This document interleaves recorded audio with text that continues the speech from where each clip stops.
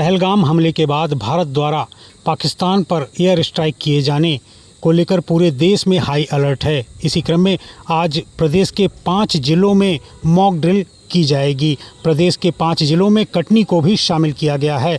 कटनी में होने वाली मॉक ड्रिल को लेकर खासी तैयारियां की जा रही हैं। आज पुलिस अधीक्षक अभिजीत कुमार रंजन ने जिले के सभी पुलिस अधिकारियों एवं सेना के अधिकारियों के साथ एक बैठक ली।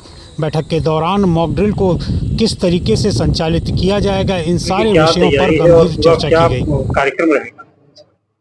देखिए, मैं आपको बताना चाहूँगा कि सेंटर के और स्टेट के निर्देशों के अनुरूप और हमारे विभाग के निर्देशों के अनुरूप हम लोग आज यहाँ पे मॉक ड्रिल करने वाले हैं। पूरे स्टेट में 5 जिलों को इसमें चयनित किया गया है, उनसे एक कटनी भी है। तो इसमें मॉक ड्रिल में 4 बजे से लेकर के 7:30-8 बजे के मध्य जो है मॉक ड्रिल की पूरी प्रक्रिया होनी है।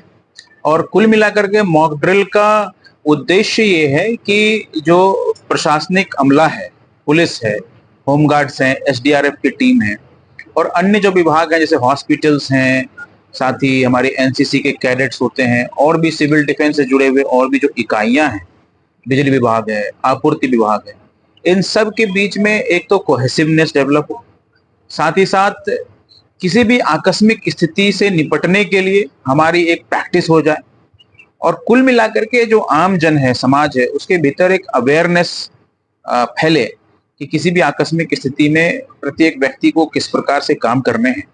तो इस संबंध में ही अभ्यास को दृष्टिगत रखते हुए ये मॉक ड्रिल कराया जा रहा है। और मैं आपको ये भी बताऊंगा कि ये जो मॉक ड्रिल है ये बिल्कुल प्रिकॉशनरी मेजर है। इसमें पब्लिक को, आम जनों को, जो हमारे कटनी नगर के, कटनी जिले के जो हमारे वासी हैं, उसको प्रशासन का और जो अन्य सरकारी विभाग इसमें से जुड़े हुए हैं उन सबका सहयोग करना, यही मेरी अपेक्षा है उनसे, यही मेरा अनुरोध भी है उनसे। मॉक ड्रिल के दौरान पब्लिक का क्या उसमें रहेगा सहयोग? देखिए, जैसा कि मैंने बताया कि पूरा रोल पब्लिक का ही है। पब्लिक को अवेयर करना और प्रशासनिक अमले के साथ सहयोग करना, ये इस पूरे मॉक ड्रिल का उद्देश्य है। तो पब्लिक इसमें जो है 2 रूपों में, एक तो पब्लिक जो है, एक पब्लिक ब्रीफिंग भी होनी है कि पब्लिक को चीजों के बारे में समझाइश दी गई, पब्लिक उसके हिसाब से रिस्पॉन्स कर रही है, रिएक्शन कर रही है।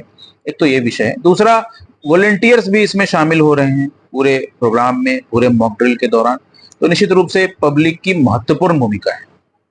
सर, जैसा कि ट्रैफिक को भी पूरी तरीके से बैन किया जाएगा, कुछ देर के लिए आवागमन पूरी तरीके से बंद होगा। वो देखिए, इसमें 2 पार्ट है। एक तो है मॉक ड्रिल का ऐसा पार्ट जिसमें आकस्मिक स्थिति से निपटने के संबंध में हमारा अभ्यास होगा, इसका पब्लिक डेमोन्स्ट्रेशन भी होगा, इसमें वॉलंटियर्स भी बनेंगे और अलग अलग सरकारी विभाग और एसडीआरएफ की टीमें, पुलिस और बाकी और जो अमला है सरकारी, उस पर हमारी रिस्पॉन्स टीम जो हमारी है वो कार्य करेगी। दूसरा, इसमें है एक ब्लैकआउट जो शाम को 7:30 बजे से लेकर के 7:45 के मध्य होना है। तो उस ब्लैकआउट में भी सबकी भूमिका रहेगी। आपको ब्लैकआउट का अर्थ पता है कि रोशनी को बंद करना, कुल मिलाकर के ये ब्लैकआउट का कार्यक्रम है।